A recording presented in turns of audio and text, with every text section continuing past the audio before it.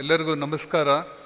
ಇವತ್ತಿನ ದಿನ ನಮ್ಮ ಸಿದ್ಧಸೂತ್ರ ಈ ಒಂದು ಅದ್ಭುತವಾದ ಸಂವಾದ ಕಾರ್ಯಕ್ರಮವನ್ನು ಸಂವಾದಕರಾಗಿ ನಡೆಸ್ಕೊಟ್ಟಂಥ ಎಲ್ಲ ನಮ್ಮ ಸಂವಾದಕರಿಗೆ, ಹಾಗೆ ಇಡನ್ ನ್ಯೂಸ್ ವತಿ ಎಲ್ಲಿ ನಮ್ಮ CEO ಅವರೇ, ಹಾಗೆ MD ಅವರೇ, ಹಾಗೆ ಈ ಒಂದು ಸಂಸ್ಥೆಯ ಎಲ್ಲ ಸಹೋದ್ಯೋಗಿಗಳೇ, ಹಾಗೆ ಒಂದು ಕಾರ್ಯಕ್ರಮಕ್ಕೆ ಬಂದಿರತಕ್ಕಂಥ ಎಲ್ಲ ವೀಕ್ಷಕರೇ, ಇದುವರೆಗೂ ಎಲ್ಲ ಸಂವಾದಕರು ತಮ್ಮ ತಮ್ಮ ಅಭಿಪ್ರಾಯವನ್ನು ವ್ಯಕ್ತಪಡಿಸಿದ್ದಾರೆ.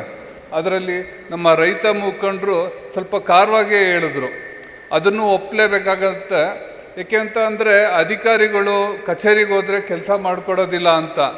ಆದರೆ ಇದು ಸಮಸ್ಯೆ ಏನಾಗಿದೆ ಅಂತ ಅಂದರೆ ಅರಸರು ಆಜ್ಞೆ ಮಾಡಿರ್ತಾರೆ, ಅದನ್ನು ಮಾಡೋ ಅಂಥ ಪ್ರಜಾಸೇವಕರು ಅದನ್ನು ಪಾಲನೆ ಮಾಡದೇ ಇರೋದು ಒಂದು ರೀತಿ ದುರಂತನೇ ಸರಿ. ಏಕೆಂದರೆ ಸಾಕಷ್ಟು ಸುಧಾರಣೆಯನ್ನು ಸಿದ್ದರಾಮಯ್ಯ ಅವರು ತಮ್ಮ ಮುಖ್ಯಮಂತ್ರಿ ಅವಧಿನಲ್ಲಿ, ಹಾಗೆ ಅವರು ಏನು ಕಾರ್ಯನಿರ್ವಹಿಸ್ತಾ ಇದ್ರು ಆ ಒಂದು ಸಂದರ್ಭದಲ್ಲಿ ತುಂಬ ಅದ್ಭುತವಾಗಿ ಎಲ್ಲವನ್ನೂ ಮಾಡಿದ್ದಾರೆ.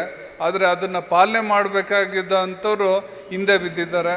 ಹಾಗೆಯೇ ವೆಂಕಟೇಶಣ್ಣವರನ್ನು ಕೂಡ ತಮ್ಮ ಅಭಿಪ್ರಾಯವನ್ನು ಹೇಳಿದ್ದಾರೆ. ನನಗೆ ಸಿದ್ದರಾಮಯ್ಯ ಅವ್ರ ಜೊತೆ ನನಗಿಂತ ನಮ್ಮ ತಂದೆಯವರು, ಅವರ ಒಡನಾಟ, ಇಬ್ಬರೂ ಸಹಪಾಠಿಗಳು. ವೆಂಕಟೇಶಣ್ಣವ್ರು ಹೇಳ್ದಂಗೆ 78ರಲ್ಲಿ ಅವರು ತಾಲೂಕ್ ಬೋರ್ಡ್ ಮೆಂಬರ್ ಆಗಿದ್ರಲ್ಲ, ಅದೇ ಅವಧಿನಲ್ಲಿ ನಮ್ಮ ತಂದೆನೂ ಕೂಡ ತಾಲೂಕ್ ಬೋರ್ಡ್ ಸದಸ್ಯರಾಗಿರ್ತಾರೆ.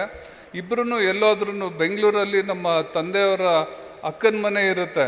ಇಲ್ಲಿ ಮೈಸೂರಿಂದ ಬೆಂಗಳೂರಿಗೆ ಹೋಗ್ಬೇಕಂದ್ರೆ ಇಬ್ಬರೂ ಯಾವತ್ತೂ ಜೊತೆಯಲ್ಲೇ ಹೋಗಿ ಇಲ್ಲಿ ಏನು ಸ್ಥಳೀಯ ಕೆಲಸಗಳು ಇರ್ತದೆ ಅದನ್ನು ನಿರ್ವಹಿಸೋಕ್ಕೆ ಇಬ್ಬರೂ, ಒಬ್ಬರು ಅಡ್ವೊಕೇಟ್ ಆಗಿರ್ತಾರೆ, ಇನ್ನೊಬ್ಬರು ರೈತರಾಗಿರ್ತಾರೆ. ನಮ್ಮ ತಂದೆನೂ ಮೇಯ್ನ್ ರೈತರಾಗಿರೋದ್ರಿಂದ ಇವ್ರಿಗೆ ಬಂದಂಥ ಸಮಸ್ಯೆನ ಅವ್ರ ಮೂಲಕ ನೆರವೇರಿಸ್ಕೊಳ್ಳೋ ಅಂಥದ್ದು ಮಾಡ್ತಾ ಇರ್ತಾರೆ. ಅದರ ನಂತರ ಏನು ಸಿದ್ದರಾಮಯ್ಯ ಅವ್ರ ವಿಚಾರಧಾರೆ ಅದನ್ನು ನಮ್ಮ ತಂದೆಯವರಿಂದ ಹಾಗೆ ತಮ್ಮ ಮಾಧ್ಯಮಗಳಿಂದ ನೋಡಿ ತಿಳ್ಕೊಂಡಿದ್ದೀನಿ.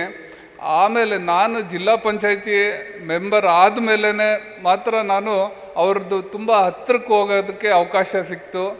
ಆಮೇಲೂ ನನ್ನ ಈ ಒಂದು ಪದವಿ ಏನಿದೆ, ಜಿಲ್ಲಾ ಗ್ಯಾರಂಟಿ ಅನುಷ್ಠಾನ ಸಮಿತಿ ಇದು ಅಧ್ಯಕ್ಷನಕ್ಕೆ ಅವರೇ ಖುದ್ದಾಗಿ ಫೋನ್ ಮಾಡಿ, ಈ ಥರ ನಿನ್ನ ನಾಮಿನೇಟ್ ಮಾಡಿದ್ದೀವಿ, ಈ ಅಧಿಕಾರನ ನೀನು ಅತ್ಯಂತ ಜವಾಬ್ದಾರಿಯುತವಾಗಿ ನಿರ್ವಹಿಸಬೇಕು ಅಂತ ಹೇಳಿದ್ರು. ಆವಾಗ ನಾನು ಸರಿ ಸರ್, ತುಂಬ ಖುಷಿಯಿಂದ ತಾವೇನು ಒಪ್ಪಿಸಿದ್ದೀರಾ ಆ ಕಾರ್ಯನ ನಿರ್ವಹಿಸ್ತೀನಿ ಅಂತ.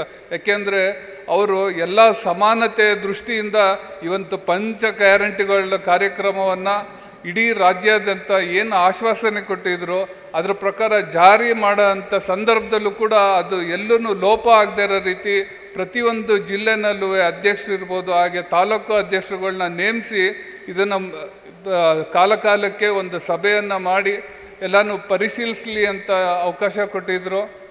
ಅದನ್ನು ನಾನು ಮಾಡ್ಕೊಂಡು ಹೋಗ್ತಾ ಇದ್ದೀನಿ ಮೈಸೂರು ಜಿಲ್ಲೆಯವನಾಗಿ. ಹಾಗೆಯೇ ಈ ಒಂದು ಕಾರ್ಯಕ್ರಮಕ್ಕೆ ನನಗೆ ಆಹ್ವಾನ ಕೊಟ್ಟಂಥ ಇಡನ್ ನ್ಯೂಸ್ ತುಂಬ ಯಶಸ್ವಿ ಸಿಗಲಿ ಮುಂದಿನ ದಿನಗಳಲ್ಲೂ ಅಂತ ಹೇಳ್ತಾ, ನಾನು ಒಂದು ಕಾರ್ಯಕ್ರಮಕ್ಕೆ ಆಹ್ವಾನ ಕೊಟ್ಟಂಥ ತಮ್ಮೆಲ್ಲರಿಗೂ ಧನ್ಯವಾದ ಅರ್ಪಿಸಿ ಒಂದೆರಡು ಮಾತುಗಳನ್ನ ಮುಗಿಸ್ತೇನೆ.